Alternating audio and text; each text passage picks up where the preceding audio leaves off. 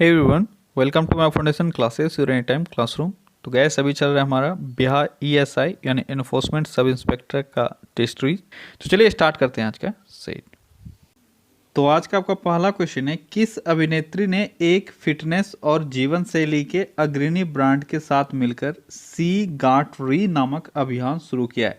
सी गाट री नामक अभियान किस अभिनेत्री ने शुरू किया है? यह एक फिटनेस और जीवन शैली अग्रणी ब्रांड के साथ मिलकर इन्होंने किया है।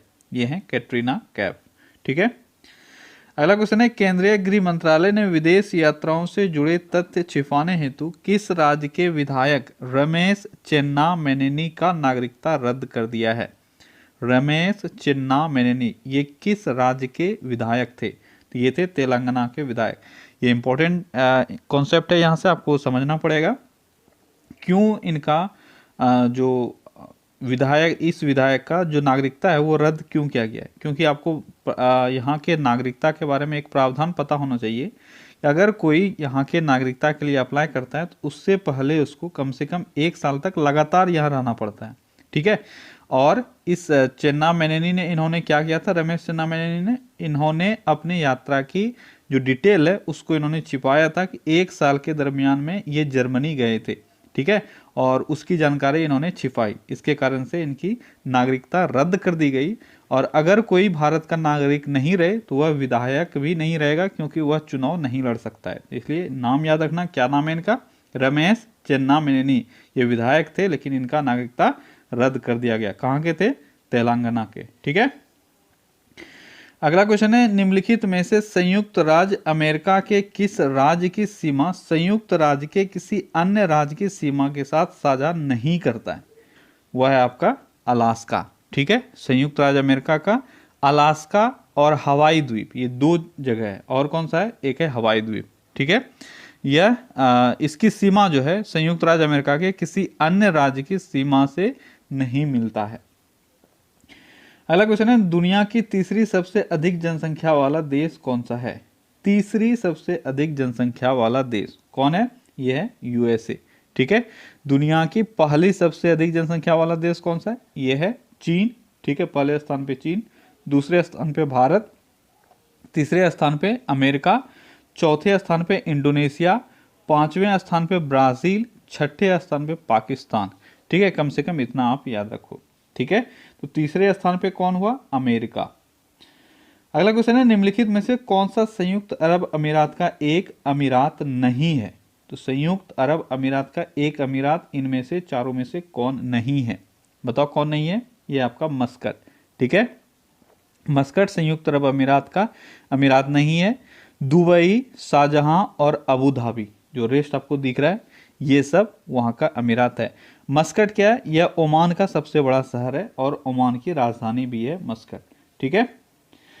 अगला क्वेश्चन है, बिरसा मुंडा के गुरु कौन थे?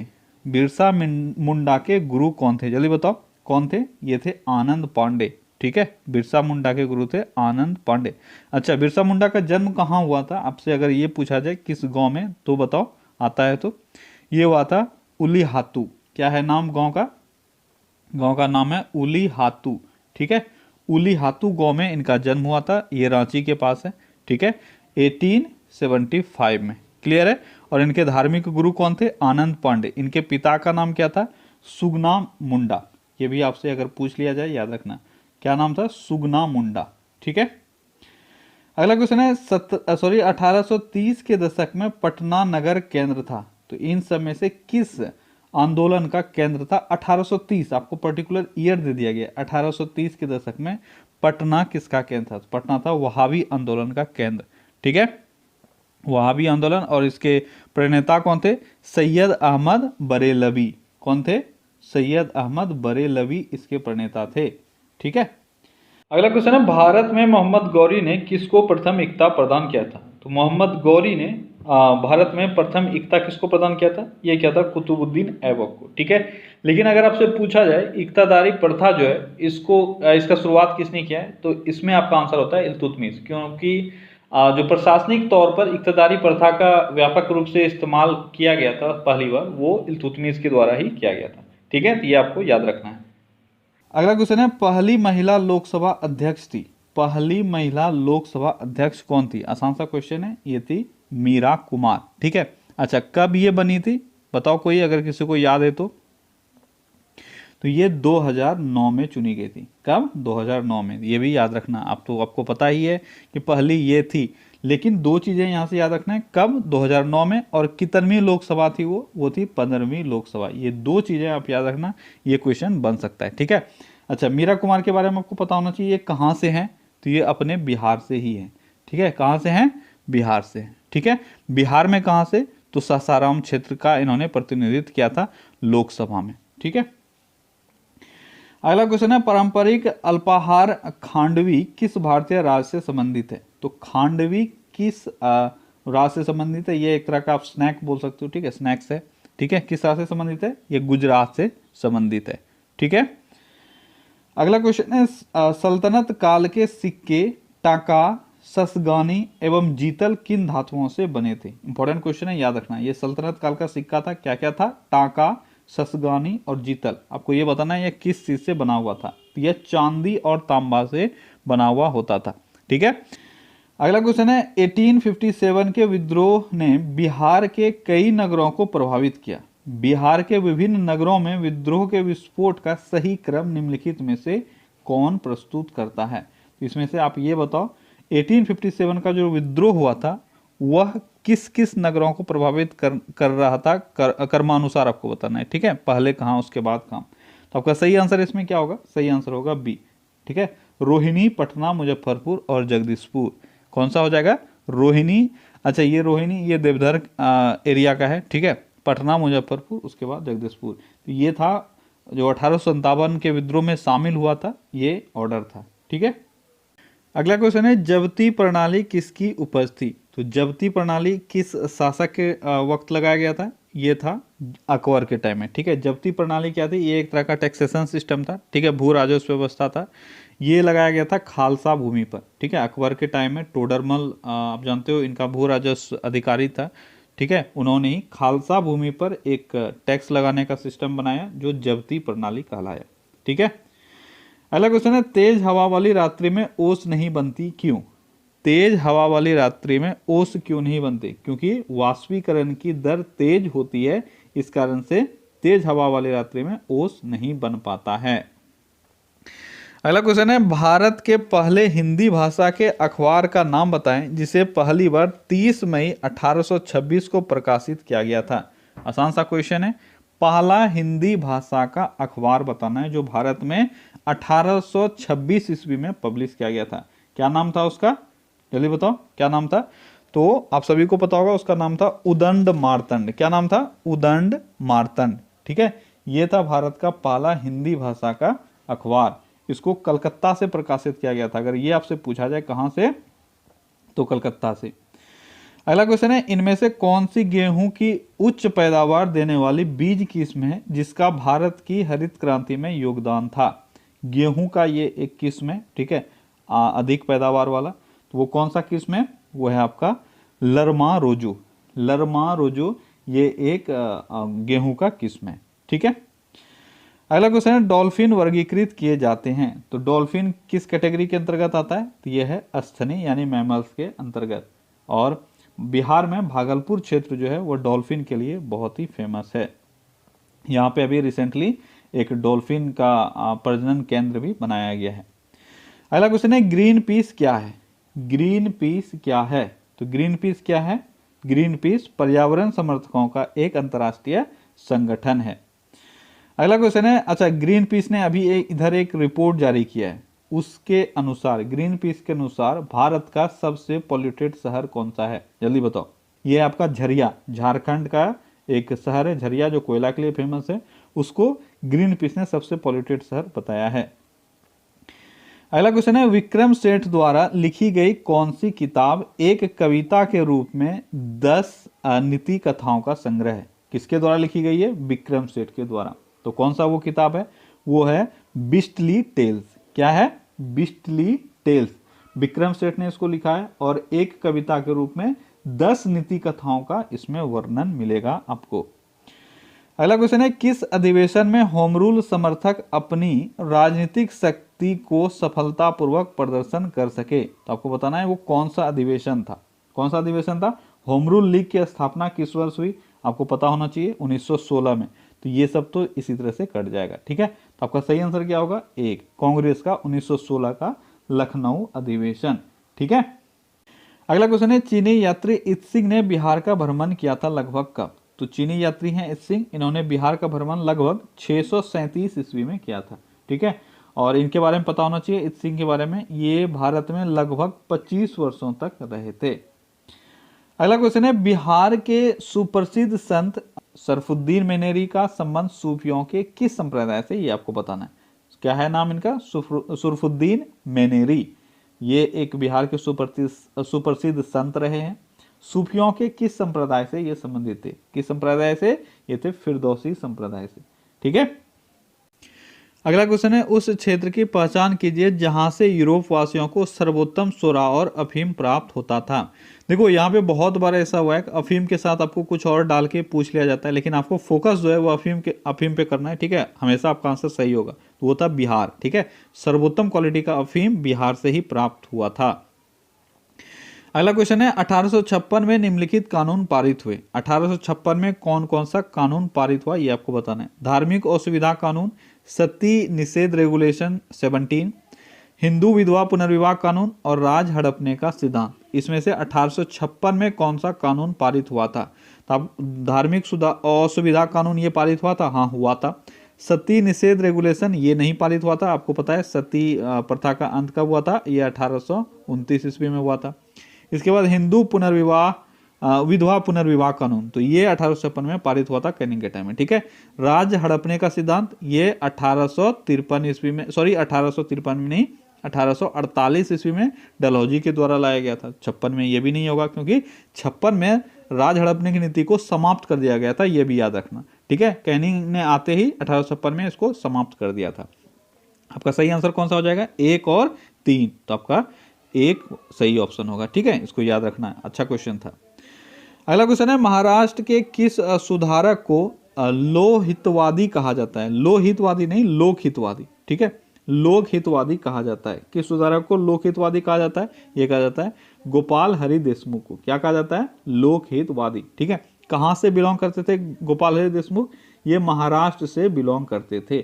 ठीक है, अगला क्वेश्चन है, हमारी आकाशगंगा के केंद्र की परिक्रमा करने में सूर्य को समय लगता है। तो हमारे आकाशगंगा के केंद्र की परिक्रमा करने में सूर्य को कितना समय लगता है? ये लगता है लगभग 25 करोड़ वर्ष। ठीक है, आपको बहुत जगह इसका अलग अलग आंसर मिलेगा, कहीं आपको 23 करोड़ मिलेगा, कहीं 25 करोड़ मिलेगा, कहीं एक रेंज मिलेगा 20 से 25 करोड़ वर्ष। ठीक है, तो हम लोग यहाँ पे आंसर जो लेंगे वो 25 करोड़ वर्ष लेंगे, क्योंकि मैक्सिमम बुक में आपको ये मिलेगा।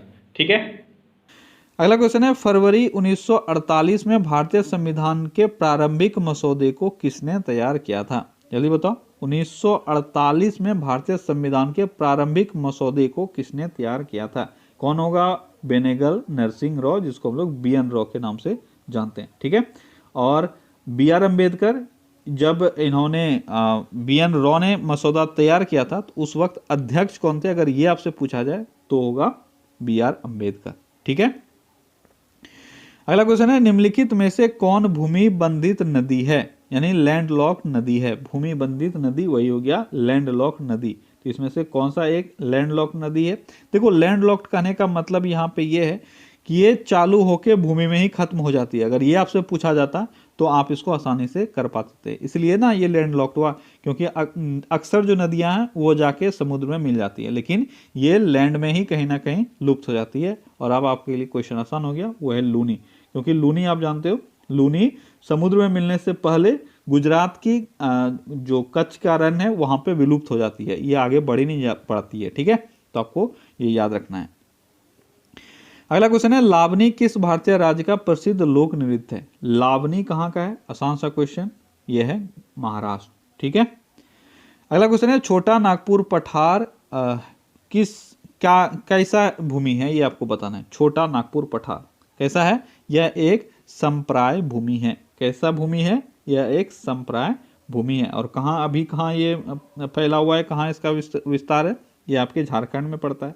ठीक है, अगला क्वेश्चन है 1917-18 में अहमदाबाद में गांधी द्वारा चलाए गए सत्याग्रह में किसने हिस्सा लिया था? इन चारों में से ये बताओ, 17-18 में जो अहमदाबाद में गांधी जी के द्वारा सत्याग्रह चलाया गया था उसमें किसने पार्टिसिपेट किया? किसने किया था? ये किया गया था औद्योगिक कर्मियों के द्वारा। ठीक है, वहां पे 1918 में, ये 17-18 आपका दिया हुआ है लेकिन एग्जैक्ट आपको याद रहना चाहिए 1918 जब भी आपसे आएगा ये। ठीक है, क्या था रीजन, क्या था? देखो उस वक्त प्लेग बोनस दिया जाता था। ठीक है, लेकिन 1918 में वहां के जो मिल मालिक थे उन्होंने बोला कि अब हम लोग प्लेग बोनस नहीं देंगे, तो इसके खिलाफ कर्मियों ने विद्रोह करना चालू कर दिया और अनशन पे वो लोग बैठ गए थे। इसी में गांधी जी शामिल हुए थे। एट लास्ट वो लोग उन लोगों ने डिसाइड किया कि हम लोग 35% देंगे, जबकि इनका जो मांग था वो 50% था। ठीक है, ये दो चीजें आप याद रखना। क्या मैंने दो चीजें बताई? जो कर्मी थे वो मांग रहे थे 50% उनको प्लेग बोनस मिलना चाहिए, लेकिन लास्ट में वो लोग राजी किस पर हुए? 35% पे, वो भी गांधी जी के बहुत क्या बोल सकते हो, हड़ताल, बहुत दिन के हड़ताल के बाद। अगला क्वेश्चन है अवध के एका आंदोलन का उद्देश्य क्या था? अवध के एका आंदोलन का उद्देश्य क्या था, ये आपको बताना है। क्या था इसका उद्देश्य? इसका उद्देश्य था जमींदारों के अधिकारों की रक्षा करना। क्या था एका आंदोलन?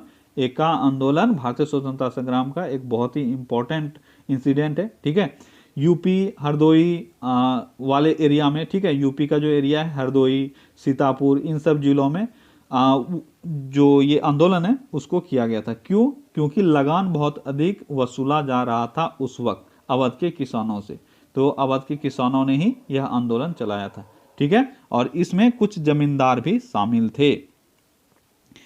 अगला क्वेश्चन है वर्ष 1773 से 1785 तक वस्तुतः भारत के पहले गवर्नर जनरल कौन थे? 1773 से 1785 तक कौन थे?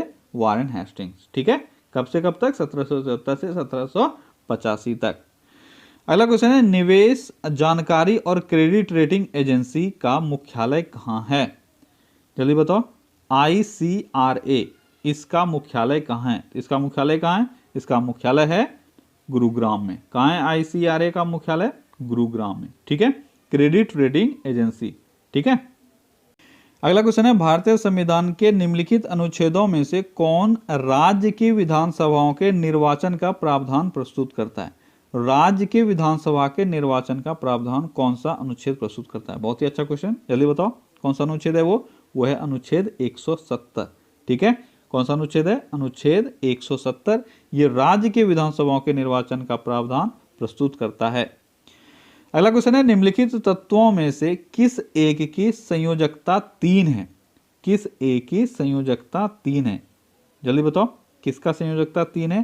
तो ये आपका बोरॉन। ठीक है, बोरॉन में कैसा बॉन्ड होता है? कोवेलेंट बॉन्ड होता है। ठीक है, और इसका जो कोवेलेंसी है वो कितना है? वो है आपका 3। ठीक है, अगला क्वेश्चन है निम्नलिखित में से किस एक की उच्चतम ऊर्जा है? अल्फा, बीटा, गामा और एक्स किरण में से उच्चतम ऊर्जा किसका है? तो यह है गामा किरण का। इसका पेनेट्रेटिंग पावर सबसे अधिक होता है, लेकिन याद रखना वेवलेंथ इसका सबसे कम होता है। ठीक है, अगला क्वेश्चन है कांच क्या है? जल्दी बताओ कांच क्या है? तो कांच एक, सबसे पहली बात, ये द्रव आपके ऑप्शन में रहेगा ही रहेगा। ठीक है, बहुत अधिक टेम्परेचर पे कूल्ड, बहुत अधिक कम टेम्परेचर पे कूल्ड यानी ठंडा किया हुआ द्रव्य है ये कांचित द्रव्य। जो भी इसको समझना है आप समझ लो, मैंने इसको समझा दिया कि ये क्या होता है। ये बहुत अधिक कम टेम्परेचर पे कूल्ड क्या है? द्रव्य। ठीक है, क्या? तो कांच। अगला क्वेश्चन है निम्नलिखित में से कौन सा एक भौतिक प्रक्रम है? कौन सा एक भौतिक प्रक्रम है यानी फिजिकल रिएक्शन है? तो कौन सा फिजिकल रिएक्शन है इसमें से? खाद्य का पचना, धातु का संरक्षण या संक्षारण या जंग लगना, एक अम्ल से हाइड्रोजन का उत्पादन, आयोडीन का ऊर्ध्वपातन। जल्दी बताओ कौन सा होगा आपका सही आंसर? तो सही आंसर होगा आयोडीन का ऊर्ध्वपातन। क्यों? क्योंकि ये सबको आप रिवर्स नहीं कर सकते हो। ठीक है, बहुत ही बेहतरीन क्वेश्चन ये भी था। ठीक है, आयोडीन ऊर्ध्वपातन आपको पता होना चाहिए। सब्लिमेशन, सब्लिमेशन क्या होता है? सब्लिमेशन होता है जब कोई चीज सॉलिड से डायरेक्ट गैस में बदल जाता है। जनरल इसका प्रोसेस क्या है? सॉलिड से पहले लिक्विड में, लिक्विड से फिर गैस में। ठीक है, लेकिन अगर सॉलिड से डायरेक्ट गैस में बदल जाए तो उसको ऊर्ध्वपातन या सब्लिमेशन बोलते हैं, लेकिन इसको फिर से हम लोग रिवर्स कर सकते हैं। ठीक है, इस कारण से आपका फिजिकल रिएक्शन हो जाएगा आयोडीन का ऊर्ध्वपातन। अगला क्वेश्चन है, धूम्रपान शरीर में ऑक्सीजन की कमी उत्पन्न करता है, क्योंकि धूम्रपान शरीर में ऑक्सीजन की कमी क्यों उत्पन्न कर देता है?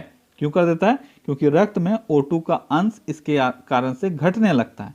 O2 का अंश घटेगा तो ऑटोमेटिकली जो ऑक्सीजन है उसकी कमी हो जाएगी। कोई बहुत बड़ा डिफिकल्ट चीज इसमें है नहीं। ठीक है, अगला क्वेश्चन है, स्थलीय जीवों की अपेक्षा जलीय जंतुओं में श्वसन की दर काफी तेज होती है, इसका श्रेय किसे दिया जा सकता है? क्वेश्चन पढ़ लिया आपने, अब ऑप्शंस पढ़ो। क्या है कि स्थलीय, आपको यहां पे बोला जा रहा है स्थलीय जीवों की तुलना में जलीय जीव जो होते हैं, ठीक है, उनके श्वसन की दर जो है वो काफी तेज होती है। इसका कारण क्या है? इसका कारण है वायु में ऑक्सीजन की मात्रा की तुलना में जल में घुलित ऑक्सीजन की निम्न मात्रा होना। ठीक है, आप जानते हो कि बाहर में हम लोग जो सांस लेते हैं यहाँ तो बहुत अधिक ऑक्सीजन है, लेकिन पानी के अंदर क्या होता है? ऑक्सीजन कम है। इस कारण से उनका जो श्वसन रेट है वो बहुत तेज होता है। ठीक है, अगला क्वेश्चन है, जंतुओं में कौन सा अंग वसा को तोड़कर कोलेस्ट्रॉल उत्पन्न करता है? तो कौन सा वो अंग है जो वसा को तोड़कर यानी फैट को तोड़कर कोलेस्ट्रॉल उत्पन्न करता है? तो वह कौन सा अंग है? वह है आपका यकृत यानी लीवर। कौन सा अंग है? लीवर। अगला क्वेश्चन है, कच्चे नारियल से प्राप्त नारियल पानी क्या है? बहुत ही अच्छा क्वेश्चन। कच्चे नारियल से आप नारियल पानी पीते हो, गर्मी का अब टाइम आ रहा है, आप सब नारियल पानी पे टूट पड़ोगे, तो ये बताओ एक्चुअली में वो है क्या? वो बहुल केंद्रक युक्त स्वतंत्र केंद्रीकृत भ्रूणपोष है। ठीक है, क्या है वो भ्रूणपोष है। ये आपने बहुत बार पढ़ा है। लेकिन नारियल का जो खाने वाला पार्ट है ये भी भ्रूणपोष होता है, लेकिन जब आप नारियल का पानी पीते हो तो ये बन नहीं पाता है, ये इसी का लिक्विड फॉर्म में होता है। ठीक है, तो आपका वही हो जाएगा कि बहुल केंद्रक युक्त स्वतंत्र केंद्रकीय भ्रूणपोष। ठीक है, ये आपका सही आंसर होगा। अगला क्वेश्चन है, एक रोगी को जो लंबी बीमारी से पीड़ित है और प्रतिजीवी व्यवस्था पर है, उसके आहार में प्रोबायोटिक्स लेने की सलाह दी जाती है। ये प्रोबायोटिक्स पूरक है जिनमें आवश्यक मात्रा में क्या होते हैं? प्रोबायोटिक्स किसको लेने की सलाह दी जाती है? जो लंबी बीमारी से कोई इंसान पीड़ित है। ठीक है, अब आपको यह बताना है प्रोबायोटिक्स में एक्चुअली में होता क्या है। तो प्रोबायोटिक्स में लैक्टिक एसिड बैक्टीरिया होते हैं। ठीक है, लैक्टिक अम्ल जीवाणु होते हैं प्रोबायोटिक्स, इसीलिए इनको लेने की सलाह दी जाती है। ठीक है, इसको लैब भी कहा जाता है, LAB, लैक्टिक एसिड बैक्टीरिया। क्या कहा जाता है? Lactic acid bacteria. ठीक है, अगला क्वेश्चन है, निम्नलिखित में से कौन राष्ट्रीय मानवाधिकार आयोग का अध्यक्ष हो सकता है? मानवाधिकार आयोग का अध्यक्ष इनमें से कौन हो सकता है? ऑप्शंस पढ़ो, थोड़ा लेंदी आपको लग रहा है लेकिन आसान है, जल्दी बताओ कौन हो सकता है? उच्चतम न्यायालय में कोई सेवारत न्यायाधीश, उच्च न्यायालयों में कोई सेवारत न्यायाधीश, केवल भारत का सेवानिवृत्त मुख्य न्यायाधीश, केवल उच्च न्यायालय का सेवानिवृत्त मुख्य न्यायाधीश। तो यह है केवल भारत का सेवानिवृत्त मुख्य न्यायाधीश, यानी सुप्रीम कोर्ट का जो रिटायर्ड चीफ जस्टिस है वही बन सकते हैं हमारे जो मानव अधिकार आयोग है उसके अध्यक्ष। ठीक है, अगला क्वेश्चन है, एक व्यक्ति की नाक से रक्त बह सकता है जब वह समुद्र तल से ऊपर अधिक ऊंचाई पर है। इसके संदर्भ में निम्नलिखित में से कौन सा कथन सही है ये आपको बताना है। क्वेश्चन आपने देख लिया, अब ऑप्शंस को देखो। क्या है ऑप्शंस?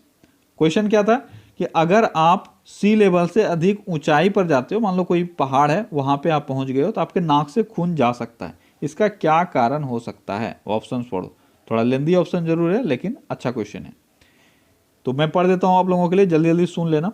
रक्त कोशिकाओं में रक्त द्वारा लगाया गया दाब वायुमंडलीय दाब से थोड़ा कम होता है। क्या इस कारण से हो सकता है? अगर वायुमंडलीय दाब कम होगा तो नाक से खून बहेगा। दूसरा है, रक्त कोशिकाओं में रक्त द्वारा लगाया गया दाब वायुमंडलीय दाब से अधिक है। ठीक है, आप जब जानते हो कि आप हाइट पे जाते हो तो वहां पे एटमॉस्फेरिक प्रेशर जो है वह कम होता जाता है। ठीक है, तो यहाँ पे अधिक होने का तो बात होगा ही नहीं, तो आपका सही आंसर जो है वह है कि वायुमंडलीय दाब से हमारा जो रक्त कोशिका है यानी ब्लड सेल्स है उसमें रक्त के द्वारा लगाया गया दाब अधिक है, इसी कारण से तो नाक से खून जाएगा ना, क्योंकि अंदर का प्रेशर अधिक है बाहर के प्रेशर से। ऐसे अगर अंदर का प्रेशर और बाहर का प्रेशर बैलेंस हो जाता है तो हम लोग स्टेबल फील करते हैं। ठीक है, अगला क्वेश्चन है, एक चिकित्सक द्वारा प्रयुक्त होने वाला स्टेथोस्कोप किस परिघटना पर आधारित है? स्टेथोस्कोप जिसको आला हम लोग बोलते हैं, यह किस घटना पर आधारित है, यानी किस प्रोसेस पे यह काम करता है? तो यह ध्वनि तरंगों का बहुपरावर्तन होता है। क्या होता है? ध्वनि तरंगों का बहुपरावर्तन, उस प्रोसेस पे यह काम करता है। ठीक है, अगला क्वेश्चन है, पृथ्वी अपनी कक्षा पर लगभग 4400 किलोमीटर प्रति घंटा की चाल से चलती है, हम इस चाल का अनुभव क्यों नहीं करते हैं? बहुत ही आसान सा क्वेश्चन लेकिन अच्छा क्वेश्चन है कि पृथ्वी अपना स्पीड से तो घूम रही है पर हम इसको फील नहीं कर पाते हैं। क्यों? जल्दी बताओ, क्यों हम लोग इसको फील नहीं कर पाते हैं? ऑप्शंस पढ़ो और आंसर करो। तो आपका सही आंसर है 4। ठीक है, सौर परिवार समग्र रूप से गतिमान है। क्यों? क्योंकि आपको यह पता है कि 4400 किलोमीटर प्रति घंटा से पृथ्वी चल रही है, हम पृथ्वी के ऊपर हैं। ठीक है, और जब पृथ्वी चल रही है और इसके रेस्पेक्ट में जितने भी आपके हेवनली बॉडीज हैं वो सब मूव कर रहे हैं, और पृथ्वी अपने धुरी पर भी घूम रही है। ठीक है, इसके अलावा सूर्य का भी परिक्रमा कर रही है। तो इन सभी गतिविधियों के कारण ही हमें कोई भी मूवमेंट फील नहीं होता है। ठीक है, अगला क्वेश्चन है, एक वस्तु के स्वतंत्र रूप में गिरने के दौरान क्या होती है? इसकी ऊर्जा के बारे में आपसे बात किया जा रहा है। अगर कोई वस्तु स्वतंत्र रूप से गिर रही है तो इसके ऊर्जा में किस तरह का चेंजेस आएगा या कैसा ये रहेगा? ठीक है, अगर कोई वस्तु स्वतंत्र रूप से गिर रही है तो इसकी स्थितिज ऊर्जा घटती है और इसकी गतिज ऊर्जा बढ़ती है। ठीक है, यहाँ पे कोई वस्तु है, ये गिर रही है, तो इसका क्या होगा? स्थितिज ऊर्जा जो है वह घटता जाएगा। ठीक है, क्योंकि पोजीशन चेंज हो रहा है। और गतिज ऊर्जा, क्योंकि ये रैपिडली पृथ्वी के तरफ गिर रहा है। ठीक है, और इस कारण से इसका जो गतिज ऊर्जा है यानी काइनेटिक एनर्जी है वह बढ़ेगा। अगला क्वेश्चन है, त्रिविमीय फिल्मों को देखने के लिए प्रयुक्त चश्मों में क्या होता है? त्रिविमीय फिल्म हो गया आपका 3D फिल्म। ठीक है, 3D फिल्म जो देखते हो उसके लिए आपको एक चश्मा पहनाया जाता है। उसमें क्या होता है? उसमें पोलराइड होता है। क्या होता है? पोलराइड। अगला क्वेश्चन है, गैसों को पदार्थ के दूसरे रूपों से कैसे विभेदित किया जा सकता है? यानी पदार्थ के 3 रूप हैं, सॉलिड, लिक्विड, गैस। तो गैस को आप किस तरह से सबसे अलग मान सकते हो, सबसे अलग कर सकते हो? रंग का अभाव, बहने की योग्यता, स्वतंत्र सतह बनाने की अयोग्यता, यही आपका सही आंसर है। ठीक है, देखो सॉलिड कहीं रखते हो वो अपना एक पोजीशन लेता है, अपना एक शेप रहता है, ये तो पूरा फुल अपने शेप में रहता है। ठीक है, लिक्विड, आप इस बकेट में लिक्विड डालते हो, ये क्या करता है? अगर आपने ये देखा कि लिक्विड ने इसका शेप जरूर ले लिया पर इसका अपना एक हाइट होता है, उससे ज़्यादा ये नहीं बढ़ेगा, यानी अपना ये एक लेयर बना सकता है। ठीक है, लेकिन अगर इस कंटेनर में आपने गैस डाला, इस कंटेनर में आपने गैस डाला, मान लो 1 kg गैस इसमें डाल रहे हो, ये भी पूरा शेप इसने कवर किया हुआ है यहाँ पे भी, और इतने बड़े कंटेनर में भी आपने अगर 1 kg डाला तो ये भी पूरा कवर हो जाएगा गैस से। ठीक है, इसका मतलब ये हुआ ये कोई भी अपना लेयर नहीं बना सकता स्वतंत्र रूप से। ठीक है, तो इसलिए आपका सही आंसर सी हो जाएगा। अगला क्वेश्चन है, भारत के संविधान द्वारा अवशिष्ट शक्तियों को केंद्र सरकार में निहित करने से क्या द्योतित है? यानी इसका क्या अर्थ है, क्या इसका आशय है? क्यों केंद्र सरकार के पास अवशिष्ट शक्तियों को रखा गया है? इसका क्या हो सकता है कारण? भारतीय राज्य व्यवस्था का एकात्मक स्वरूप रखना। ठीक है, भारतीय राज्य व्यवस्था का एकात्मक स्वरूप रखने के लिए ही केंद्र सरकार में अवशिष्ट शक्तियों को निहित किया गया है।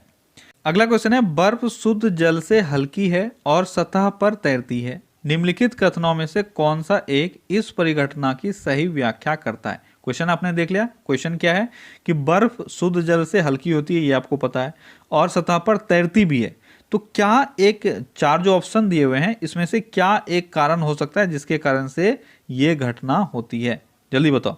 ऑप्शंस थोड़े से लंबे लंबे हैं लेकिन एग्जाम पॉइंट ऑफ व्यू से बहुत ही रिलेवेंट क्वेश्चन है, आपको यहाँ से समझना पड़ेगा। ठीक है, जल्दी से आंसर करो, क्या होगा इसका आंसर? तो देखो इसका जो सही आंसर है वो है 3। ठीक है, बर्फ में हाइड्रोजन आबंध यानी हाइड्रोजन बॉन्ड, ठीक है, अंतराली छिद्रों के साथ खुले रूप से संरचना देता है जिसके कारण से यह तैर सकता है। इसको समझ लो अगर आपको समझने में प्रॉब्लम है तो। यह है पानी। ठीक है, इसके ऊपर ये बर्फ है, ठीक है। अब बर्फ में जो ये जो ज्वाइंट होता है, ये जो आप एक देख रहे हो ना सॉलिड, ये कैसा बॉन्ड इसमें होता है, इसमें हाइड्रोजन बॉन्ड होता है। ये भी आप याद रखना, आपसे पूछा जाता है कैसा बॉन्ड होता है, तो हाइड्रोजन बॉन्ड होता है। अब हाइड्रोजन बॉन्ड जो है वह एक बहुत ही वीक बॉन्ड है, ठीक है। वीक बॉन्ड, स्ट्रॉन्ग बॉन्ड, ये समझते हो ना। स्ट्रॉन्ग बॉन्ड का मतलब हो गया मजबूती से एक दो मॉलिक्यूल्स को पकड़ के रखेगा, लेकिन हाइड्रोजन बॉन्ड बहुत ही वीक बॉन्ड होता है, ठीक है। इसके कारण से क्या, ये जो स्ट्रक्चर बनता है ये बहुत ही, इसमें आप बोल सकते हो ना एक छिद्र होता है, ठीक है। बहुत ही स्पेस होता है दो मॉलिक्यूल्स के बीच में, जिसके कारण से ये हल्का हो जाता है, ठीक है। इस कारण से ये पानी पे तैर सकता है। क्लियर है। अगला क्वेश्चन है, निम्नलिखित में से कौन सा एक यौगिक है। यौगिक यानी कंपाउंड, तो इन चारों में से कौन सा एक कंपाउंड है। ये आपका शर्करा, ठीक है। जैसे सुक्रोज, फ्रुक्टोज, ये सब शर्करा कहलाते हैं और ये आपका एक कंपाउंड है। अगला क्वेश्चन है, निम्नलिखित में से कौन सा एक कथन पदार्थ के संबंध में सही नहीं है। पदार्थ के संबंध में कौन सा कथन सही नहीं है। जल्दी से स्टेटमेंट्स पढ़ो। कोई भी चीज जो स्थान घेरती है पदार्थ है। उच्च ताप पर पदार्थ प्लाज्मा बन जाता है। सभी पदार्थ बड़े कणों जैसे परमाणुओं और अणुओं से बने होते हैं। कोलाइड पदार्थ के अपेक्षाकृत बड़े कणों से बनते हैं। तो ऊपर का जो 3 स्टेटमेंट है ये आपका सब सही है, ठीक है। तो आपका गलत स्टेटमेंट कौन सा है, ये है डी। तो वही आपसे पूछा जा रहा था कौन सा पदार्थ के संबंध में सही नहीं है। कोलाइड आप जानते हो ये बहुत ही सूक्ष्मदर्शी कण है, ठीक है। जनरली ये तो अदृश्य होता है कोलाइड, ठीक है। तो यहाँ पे आपको दिया है अपेक्षाकृत बड़े कण, तो ये गलत हो जाएगा, ठीक है। अगला क्वेश्चन है, एक्स वाई से दोगुना स्थूल है, एक्स वाई से दोगुना तेज भी दौड़ता है। निम्नलिखित में से कौन सा एक एक्स और वाई की गतिज ऊर्जा का अनुपात है। बहुत ही बेहतरीन क्वेश्चन आपके फिजिक्स से है, ठीक है, लेकिन आसान है। बस आपको फॉर्मूला आता है, कॉन्सेप्ट आता है, आप आसानी से इसको बना पाओगे, ठीक है। बनाओ, कोशिश करो। देखो अब मैं बताता हूँ आपको, ताकि ज़्यादा टाइम बर्बाद ना हो आपका। क्या दिया हुआ है, एक्स वाई से दोगुना स्थूल है। यहाँ पे स्थूल है, इसका सेंस ये बनता है कि ज़्यादा मास है एक्स का, ठीक है। यानी यहाँ पे अगर मास का मैं रेशियो लूँ तो 2:1 है, यही तो दिया हुआ है ना। अब क्या दिया हुआ है, एक्स वाई से दोगुना तेज भी दौड़ता है, यानी वेलोसिटी का रेशियो क्या है, 2:1, यही तो दिया हुआ है। अब काइनेटिक एनर्जी निकालना है। काइनेटिक एनर्जी का फॉर्मूला क्या होता है, हाफ mv², ठीक है। तो m और v स्क्वायर जब करोगे तो x का आपका क्या हो जाएगा, x का हो जाएगा हाफ, हाफ तो दोनों का कट जाएगा, इसलिए हाफ आप छोड़ भी सकते हो। m इसका 2 गुना v² यानी 2 का स्क्वायर यानी 4, यानी ये हो गया 8।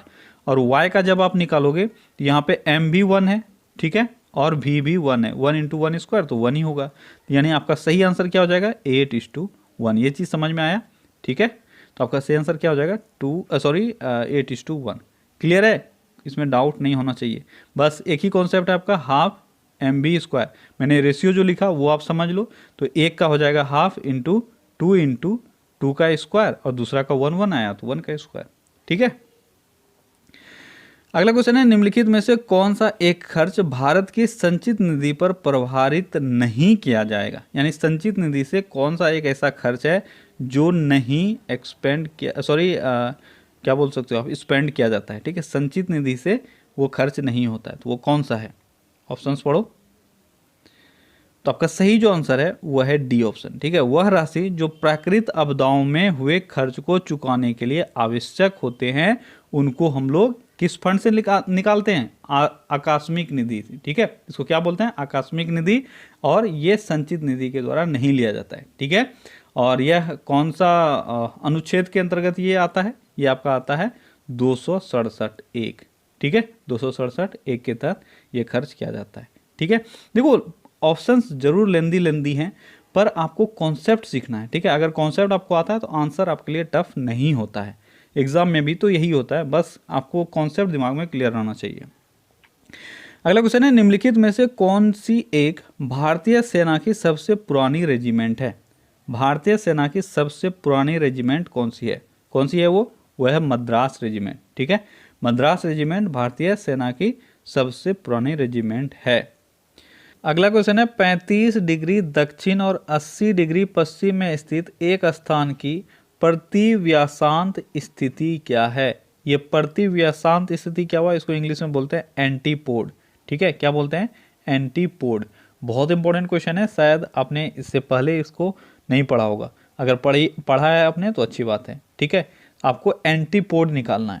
देखो अगर आपको नहीं आता है तो सीख लो अभी, ठीक है। एंटीपोड क्या होता है कि ग्लोब पर जब भी आप कोई भी पॉइंट लेते हो, ठीक है, ये है आपका इक्वेटर, तो एंटीपोड का मतलब है कि कहीं पे भी एक पॉइंट ऐसा लो, जैसे ये पॉइंट आपने लिया, इसके ठीक विपरीत में दूसरे गोलार्ध में कौन सा पॉइंट आएगा, इसको हम लोग एंटीपोड बोलते हैं, ठीक है। प्रति व्यासांत यानी ये जो आपका डायमीटर है इसके ठीक अपोजिट में होना चाहिए, ठीक है। तो इसको निकालने का एक तरीका है कि अगर आप लैटिट्यूड यानी अक्षांश का निकालते हो तो बस आप उसका पोजीशन चेंज कर दो। जैसे दक्षिणी गोलार्ध में कोई है तो उसमें उतना ही वैल्यू होगा उत्तरी गोलार्ध में। क्लियर है?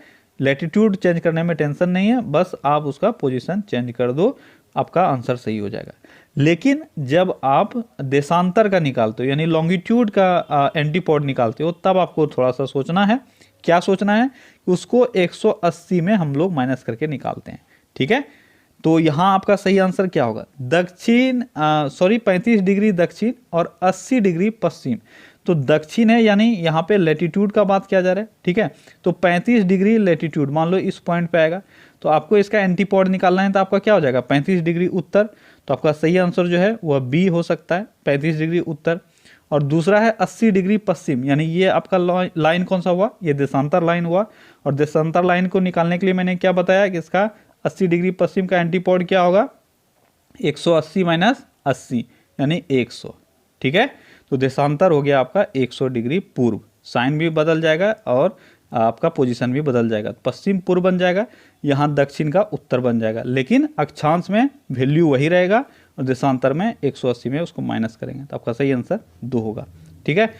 आई होप कि आपको क्वेश्चन समझ में आया होगा, ठीक है। चलिए बढ़ते हैं अगले क्वेश्चन की तरफ। अगला क्वेश्चन है, उत्तर भारतीय मैदानों में विभिन्न भागों में वर्षा की मात्रा में अनियमितता मुख्य रूप से किसके कारण होती है?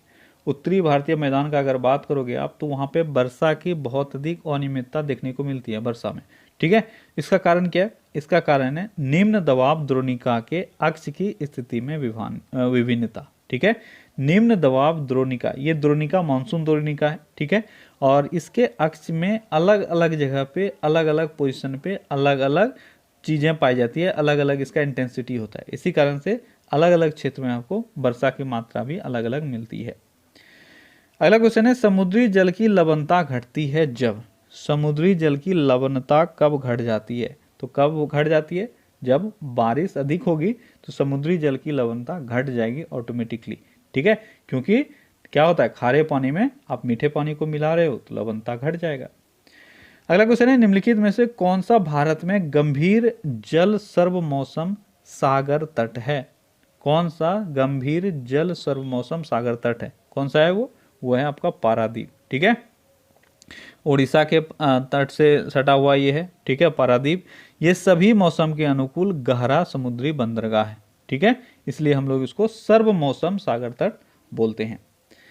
अगला क्वेश्चन है, भारत के पश्चिम तट में भारी वर्षा लेकिन दक्षिण पठार में बहुत कम वर्षा क्यों होती है? जल्दी बताओ। पश्चिमी तट पर बहुत अधिक वर्षा होती है लेकिन दक्षिणी पठार में बहुत कम वर्षा होती है, इसका कारण क्या है? इसका कारण है दक्षिणी पठार पश्चिमी घाट के बिवाड़ की तरफ स्थित है। देखो इसका कारण क्या है, जब मानसून भारत में एंट्री करती है, ठीक है, यहाँ पे पहाड़ी एरिया ऊंचा एरिया है, ठीक है। अब जब मानसून यहाँ से घुसती है तो यहाँ पे तो बारिश होता है, लेकिन ये इसके आप बोल सकते हो ना शैडो एरिया, इसको बोलते हैं शैडो रीजन, ठीक है।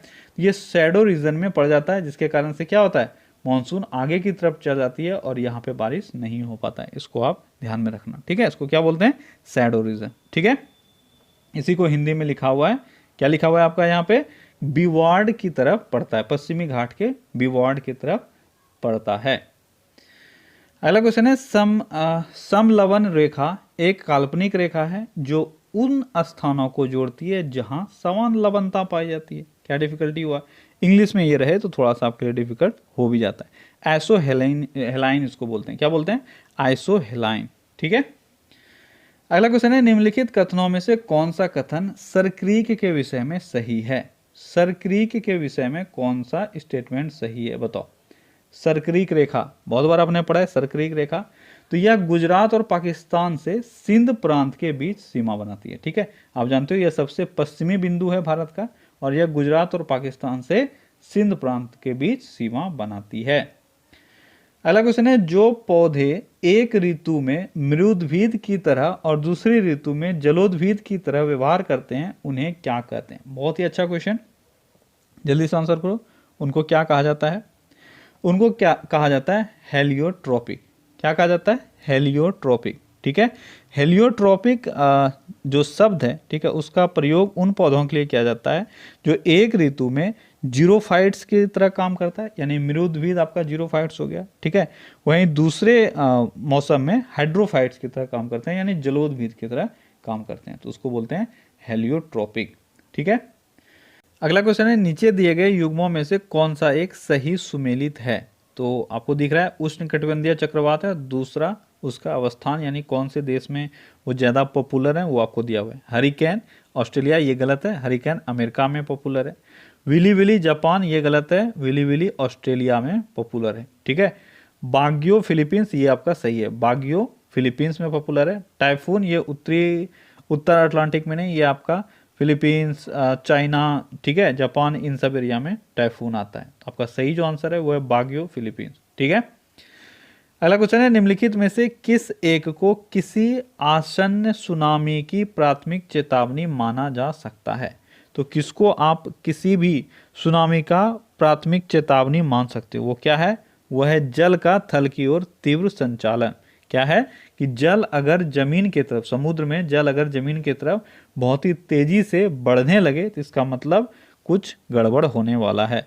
ठीक है, अगला क्वेश्चन है, भारत के निम्नलिखित मंदिर संकुलों में से कौन सा एक प्रारूपिक नागर शैली को निरूपित नहीं करता है, यानी नागर शैली से वह नहीं बना है? तो वह कौन सा है? यह है ममल्लपुरम, तमिलनाडु का मंदिर। ठीक है, ममल्लपुरम मंदिर जो कॉम्प्लेक्स उसका बना हुआ है, ठीक है, यह नागर शैली से नहीं बना हुआ है। ठीक है, यह द्रविड़ शैली से बना हुआ है। नागर शैली आप जानते हो, नागर शैली नॉर्थ इंडिया में क्या बोल सकते हो, प्रिवेल करता है। ठीक है, नॉर्थ इंडिया में है, तो ये साउथ इंडिया का मंदिर है, इस कारण से ये द्रविड़ शैली से बना है। ठीक है, अगला क्वेश्चन है, स्वराज पार्टी का मुख्य लक्ष्य निम्नलिखित में से कौन सा था? स्वराज पार्टी का मुख्य लक्ष्य क्या था? बहुत ही अच्छा क्वेश्चन। ठीक है, लंबा क्वेश्चन है लेकिन क्वेश्चन बहुत ही अच्छा है, कॉन्सेप्ट आपको आना चाहिए कि स्वराज पार्टी का मुख्य लक्ष्य क्या था।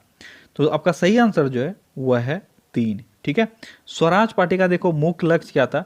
1919 में चेम्सफोर्ड सुधार आप जानते हो। ठीक है, तो ब्रिटेन के द्वारा वो सुधार लाया गया था, सुधार प्रस्ताव लाया गया था, लेकिन वो हमारे हित में नहीं था। वो तो जो भी सुधार, जो भी हमारे लिए बेनिफिट्स लाए गए ब्रिटिशर्स के द्वारा, वो उन लोगों ने अपने हिसाब से लाया, वो हमारे नीड के हिसाब से नहीं था। ठीक है, तो जो स्वराज पार्टी था उसका गठन 1923 में किया गया, और उसका जो मेन मोटिव था वो ये था कि 1919 के जो भी सुधार प्रस्ताव है, जो भी सुधार योजना है, उसको खत्म करना, और इनको एक स्वतंत्र राज्य चाहिए, एक स्वाधीन राज्य चाहिए था। ठीक है, इस कारण से ये लोग उसका विरोध करते थे 1919 के सुधारों का। आपका सही आंसर 3 हो जाएगा। अगला क्वेश्चन है, गाय किस काल में महत्वपूर्ण स्वरूप का धन थी? जल्दी बताओ, गाय किस काल में सबसे महत्वपूर्ण था? यह है ऋग्वैदिक काल में गाय सबसे महत्वपूर्ण हुआ करती थी। ऋग्वैदिक काल में यह धन का सबसे बड़ा स्रोत भी माना जाता था। अगला क्वेश्चन है, निम्नलिखित में से कौन सा एक वैष्णव संत कीर्तन घोषा का रचयिता है? कीर्तन घोषा के रचयिता कौन है? यह है श्रीमंत शंकरदेव। श्रीमंत शंकरदेव ने कीर्तन घोष का, ये घोषा नहीं है, ये घोष है। ठीक है, कीर्तन घोष या कीर्तन घोषा जो भी बोलना है, इसकी रचना इन्होंने की थी। अगला क्वेश्चन है, प्लासी के युद्ध का निम्नलिखित में से कौन सा एक कारण था? प्लासी के युद्ध का क्या कारण था? जल्दी बताओ, प्लासी के युद्ध का क्या कारण था? तो प्लासी का युद्ध कब हुआ था? 1757 ईस्वी में। ठीक है, उसका एक जो सबसे मेजर कारण था वो था अंग्रेजों ने कलकत्ते की किलेबंदी शुरू कर दी थी। ठीक है, इसमें से एक कारण ये था। अगला क्वेश्चन है, भारत में अस्थाई बंदोबस्त के विषय में निम्नलिखित में से कौन सा एक सही नहीं है? अस्थाई बंदोबस्त से रिलेटेड कौन सा स्टेटमेंट सही नहीं है? आज आप लोगों का सर भारी हो रहा है क्योंकि क्वेश्चंस लेंदी है। कोई बात नहीं यार, कभी देखो सब हमेशा सब तरह का क्वेश्चंस पढ़ना चाहिए आपको, ताकि आपके दिमाग में वो फिट रहे कि क्या क्वेश्चन आएगा, किस तरह से आपको टैकल करना है। ठीक है, हर तरह के क्वेश्चंस को आप डील करना सीखो। तो आपका सही आंसर क्या होगा? आपका सही आंसर होगा 3। जमींदार केवल मालगुजारी के संग्राहक थे, परंतु भूमि के स्वामी नहीं थे। तो अस्थाई बंदोबस्त के विषय में ये स्टेटमेंट सही है। ठीक है, कम से कम जितना क्वेश्चंस का आंसर आ रहा है वो आप याद करते जाओ यहाँ से। ठीक है, बेहद इंपॉर्टेंट है। यही आपसे पूछा जाएगा, ये स्टेटमेंट डाल दिया जाएगा, आपसे पूछा जाएगा यह किसका लक्षण है, तो यह अस्थाई बंदोबस्त का लक्षण है। ठीक है, वो लोग क्या करते थे? सिर्फ मालगुजारी कलेक्ट करते थे, वो जमींदार ओरिजिनल स्वामी नहीं होते थे। अगला क्वेश्चन है, निम्नलिखित में से कौन सा एक संसदीय और अध्यक्षात्मक शासन व्यवस्था के बीच अंतर का आधार है? तो संसदीय प्रणाली और अध्यक्षात्मक प्रणाली, इन दोनों के बीच का कड़ी कौन सा है, ये आपको बताना है। क्या है वो है विधायिका और कार्यपालिका के बीच का संबंध। ठीक है, किस तरह से ये दोनों विधायिका और कार्यपालिका काम करेगी, यही है उन दोनों के व्यवस्था का बीच का अंतर। अगला क्वेश्चन है, धन विधेयक के विषय में प्रक्रिया सही अनुक्रम को पहचानिए। धन विधेयक के रेस्पेक्ट में क्या प्रोसेस होता है वो आपको बताना है। जल्दी बताओ क्या प्रोसेस होता है। तो सबसे पहले अनुदान के लिए मतदान, फिर कटौती प्रस्ताव, फिर लेखानुदान, फिर विनियोग विधेयक। ये जो है आपका, ये है सही तरीका। ठीक है, धन विधेयक की प्रक्रिया क्या होती है? सबसे पहले अध्यक्ष जो है वह सार्वजनिक हित में अनुदान मांगों पर विचार विमर्श करते हैं। ठीक है, उसके बाद मतदान के लिए दिन का निर्धारण होता है। फिर मांग राशि, ठीक है, जो भी मांग राशि है उसको कम करने के लिए अगर संसद लोग चाहते हैं, सांसद लोग जो भी हैं वो चाहते हैं कि उसको कम किया जाए, तो उसके लिए कटौती प्रस्ताव लाया जाता है। ठीक है, कटौती प्रस्ताव लाने के बाद लेखा अनुदान प्रस्ताव के द्वारा आवश्यक कुल राशि की निर्धारित की जाती है, कुल राशि कितना होना चाहिए। उसके बाद विनियोग विधेयक पेश किया जाता है, जिससे फाइनल जो धन विधेयक है वो पास हो जाता है। ठीक है, ये सारे प्रोसेस होते हैं। अगला क्वेश्चन है, भारत का संविधान। अब यहाँ पे राष्ट्रपति से रिलेटेड चीज़ें दी हुई है कि राष्ट्रपति से रिलेटेड ये बातें हैं कि क्या उनको पुनर्निर्वाचन किया जा सकता है उनका। ठीक है, इस तरह की चीज़ें आपसे है, आप ऑप्शंस पढ़ोगे तो आपको पता चलेगा। ठीक है, थोड़ा सा टाइम लेके आप ऑप्शन पढ़ो, लेकिन यहाँ पे अब मैं ज़्यादा टाइम नहीं दूंगा क्योंकि आप लोग बोर हो रहे हो। ठीक है, तो मैं सही आंसर बता देता हूँ इसका कि भारत का संविधान राष्ट्रपति के पद के लिए किसी व्यक्ति के पुनर्निर्वाचन की अनुमति देता है। ठीक है, यानी हमारा संविधान ऐसा नहीं है कि एक बार जो राष्ट्रपति बन गया वो फिर दोबारा नहीं बनेगा। जैसे अमेरिका की अगर बात करें तो अमेरिका में 2 सेशन के लिए जो राष्ट्रपति बन गया उसके बाद वो नहीं बनेगा। चाइना में था कि 4 सेशन के लिए जो बन गया उसके बाद वो नहीं बनेगा, लेकिन शी जिनपिंग जो हैं वहाँ के राष्ट्रपति, अभी उन्होंने संविधान में संशोधन करके इसको हटा दिया। ठीक है, लेकिन हमारे संविधान में ऐसा कोई रिस्ट्रिक्शन नहीं है, वह फिर से दोबारा निर्वाचित हो सकते हैं। ठीक है, उनके लिए कोई लिमिटेशन नहीं है। तो आपका सही आंसर 4 हो जाएगा। अगला क्वेश्चन है, भारत के उच्चतम न्यायालय की आरंभिक अधिकारिता निम्नलिखित विवादों में से कौन सा समाविष्ट नहीं है। यानी उच्चतम न्यायालय, सुप्रीम कोर्ट के जो आप बोल सकते हो कि प्राइमरी सेक्टर है, वहाँ पे जो प्राइमरी केस जा सकते हैं उसमें से कौन सा शामिल नहीं है। कौन शामिल नहीं है? भारत सरकार और एक से अधिक राज्यों के बीच अगर कोई विवाद होता है तो ये तो शामिल है ही। भारत सरकार और भारत के एक या अधिक नागरिकों के बीच का जो भी अगर कोई प्रॉब्लम होगा तो ये सुप्रीम कोर्ट में नहीं जाता है। ठीक है, इसमें सुप्रीम कोर्ट की कोई इन्वॉल्वमेंट नहीं होती है। सुप्रीम कोर्ट का इन्वॉल्वमेंट तब होता है जब एक या एक से अधिक राज्य और भारत सरकार के बीच में कोई प्रॉब्लम हो या 2 राज्यों के बीच में प्रॉब्लम हो, तो सुप्रीम कोर्ट उसको डील करती है। तो आपका सही आंसर यहाँ पे 2 हो जाएगा। यह समाविष्ट नहीं है प्राइमरी सेक्टर में, यह सेकेंडरी सेक्टर में हो सकता है। अगला क्वेश्चन है, वर्ष 2019-20 के लिए भारत कौशल रिपोर्ट 2020 के 7वें संस्करण के अनुसार रोजगार की दृष्टि से कौन सा राज्य शीर्ष रैंक वाला राज्य बनकर उभरा है। रोजगार की दृष्टि से शीर्ष राज्य कौन सा रहा है? यह है आपका महाराष्ट्र। ठीक है, अगला क्वेश्चन है, तटीय नौवहन समझौते के तहत मंगोला और चट्टोग्राम, ये 2 पोर्ट है। क्या क्या नाम है इसका? मंगोला और चट्टोग्राम। आपको ये बताना है कि ये दोनों पोर्ट कहाँ हैं, बस यही है क्वेश्चन। ये बताओ ये दोनों पोर्ट कहाँ हैं, मोंगला और चट्टोग्राम। तो ये बांग्लादेश का पोर्ट है।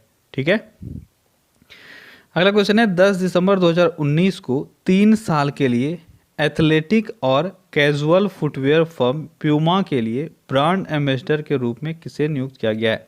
तो प्यूमा का ब्रांड एम्बेसडर अगले 3 सालों के लिए किसको नियुक्त किया गया है? ये किया गया सुनील छेत्री को। अगला क्वेश्चन है 10 दिसंबर 2019 को किस संगठन ने सुनील सेठी को अपना ब्रांड एम्बेसडर नियुक्त किया है? किसको? सुनील सेठी को। किसने किया? ये किया गया नाडा के द्वारा। अगला क्वेश्चन है 11 दिसंबर 2019 को खाद्य और पेय कंपनी पेप्सिको के लिए ब्रांड एम्बेसडर के रूप में किसे नियुक्त किया गया? तो पेप्सिको का ब्रांड एम्बेसडर किसको नियुक्त किया गया? ये किया गया सलमान खान को। अगला क्वेश्चन है दक्षिण एशियाई खेलों के 13वें संस्करण का शुभंकर क्या है या क्या था? 13वां संस्करण दक्षिण एशियाई खेलों का जो काठमांडू नेपाल में आयोजित हुआ, इसका शुभंकर क्या था? इसका शुभंकर था ब्लैक बग। क्या था? Black bug. अगला क्वेश्चन है कौन सा राज्य अरुणाचल प्रदेश, नागालैंड और मिजोरम के बाद इनर लाइन परमिट शासन करने वाला चौथा राज्य बन गया? इंपॉर्टेंट क्वेश्चन है, याद रखना। अरुणाचल प्रदेश, नागालैंड और मिजोरम के बाद चौथा राज्य कौन बना इनर लाइन परमिट शासन करने वाला? ये कौन सा राज्य बना? ये राज्य बना मणिपुर। ठीक है, मैंने आपको करंट अफेयर्स में ये पढ़ाया था कि CAA लागू होने के बाद ये बहुत अधिक चर्चे में था। ठीक है, इस कारण से एग्जाम पॉइंट ऑफ व्यू से ये इंपॉर्टेंट है। Inner line permit, inner line permit का मतलब हुआ उस राज्य में जाने के लिए, रहने के लिए आपको एक स्पेशल परमिट लेना पड़ेगा। कौन कौन सा वो राज्य है? अरुणाचल प्रदेश, नागालैंड, मिजोरम और अब मणिपुर भी उसमें शामिल हो गया है। अगला क्वेश्चन है 98% मतदाताओं ने अपने चुनाव में पापुआ न्यू गिनी से स्वतंत्रता प्राप्त करने के बाद कौन दुनिया का सबसे नया देश बनने वाला है? तो दुनिया का सबसे नया देश कौन बना है? यह है बोगनविल। ठीक है, बोगनविल ये पापुआ न्यू गिनी से अलग हुआ है और 98% वहाँ के लोगों ने मतदान किया, वो लोग स्वतंत्र होना चाहते हैं। अगला क्वेश्चन है सामाजिक उद्यमिता श्रेणी के तहत कोपरनिकस मास्टर्स अवार्ड, जिसको हम लोग स्पेस ऑस्कर अवार्ड 2019 के नाम से भी पुकारते हैं, यह जीतने वाले एप्लीकेशन का नाम बताएं। यानी किस एप्लीकेशन को स्पेस ऑस्कर 2019 मिला? कौन सा वो एप्लीकेशन है? वो एप्लीकेशन है जूरी। ठीक है, अगला क्वेश्चन है 2019 के लिए सबसे कम उम्र के time person of the year कौन बने? 2019 के लिए सबसे कम उम्र, अभी तक के इतिहास में सबसे कम उम्र के time person of the year के खिताब से किसको नवाजा गया है? यह है ग्रेटा थुनबर्ग। ठीक है, कौन है ये? यह है ग्रेटा थुनबर्ग। अगला क्वेश्चन है भारत के रडार इमेजिंग पृथ्वी अवलोकन उपग्रह का नाम बताइए जो PSLV C48 द्वारा लॉन्च किया गया था, जो PSLV का 50वां मिशन है। कौन सा वो सैटेलाइट है? वो सैटेलाइट है रिसेट 2B R1। अभी हाल ही में दिसंबर 2019 में इसको लॉन्च किया गया था। क्या है नाम? रिसेट 2B R1, जिसको PSLV C48 के द्वारा लॉन्च किया गया था। अगला क्वेश्चन है सादत हसन मंटो की पुस्तक शिकारी औरतें का अनुवाद किसने किया और इसका शीर्षक क्या है? वुमेन ऑफ प्रे, यानी शिकारती औरतें कहानी रखा गया है। यानी आपको यहाँ बताना है कि सादत हसन मंटो ने एक बुक लिखा था शिकारती औरतें, इसका अंग्रेजी में अनुवाद किया गया है जिसका नाम रखा गया वुमेन ऑफ प्रे। ठीक है, ये किसने किया ये आपको बताना है। किसने किया है? ये क्या है? सवा महमूद बशीर ने। अगला क्वेश्चन है राष्ट्रपति रामनाथ कोविंद ने पाइका विद्रोह स्मारक का शिलान्यास कहाँ किया? पाइका विद्रोह स्मारक का शिलान्यास राष्ट्रपति रामनाथ कोविंद के द्वारा खुर्दा उड़ीसा में किया गया था। कहाँ किया गया था? खुर्दा उड़ीसा में। ठीक है, और ये पाइका विद्रोह हुआ कब था? ये हुआ था 1817 में।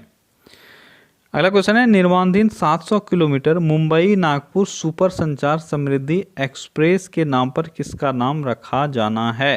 यहाँ पे थोड़ा सा टाइपिंग एरर है, आप इसको ध्यान देना। यहाँ पे किसका नाम रखा नहीं जाएगा, किसके नाम पर इस एक्सप्रेसवे का नाम रखा जाएगा। सो 700 किलोमीटर लंबा है, किसके नाम पर रखा जाएगा? बाल ठाकरे के नाम पर। अगला क्वेश्चन है 13 दिसंबर 2019 को जारी विश्व की 100 सबसे शक्तिशाली महिलाओं की सूची की फोर्ब्स 2019 सूची की 16वीं वार्षिक रैंकिंग में कौन शीर्ष पर रहा? तो फोर्ब्स ने 2019 में एक सूची जारी किया 100 सबसे शक्तिशाली महिलाओं का, उसमें से टॉप पर कौन रही? टॉप पर एंजेला मार्केल रही थी। ठीक है, अगला क्वेश्चन है इंडियन ऑयल कॉरपोरेशन के अध्यक्ष के रूप में किसे नियुक्त किया जाना है? इंडियन ऑयल कॉरपोरेशन के अध्यक्ष अभी कौन है? यह है श्रीकांत माधव वैद। कौन है? श्रीकांत माधव वैद।